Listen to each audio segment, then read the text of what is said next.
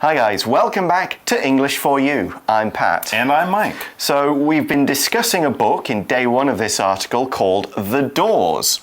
And it's a very interesting and unique book for several reasons. The most obvious one is that it opens in the middle, not on one side or the other side of the page. It opens on both sides, in the middle. That is very unusual, and that's not the only unusual thing about the book. It's a book, first of all, with no text. Yep. There's no writing. It tells its story only using pictures, but I don't think it would be safe to say that this is a children's book. It Not sort of really. talks about some interesting ideas. The basic idea is there are these two doors, and then as you open them, you realize there's a building there and the people who live in the building. There's two men who live in these buildings. One is named Nick, one is named Charlie, and they don't have necessarily different jobs or very different lives, but they live in very different times. That's the main difference between these two guys. Nick lives in our modern age with cell phones and jet planes and the internet.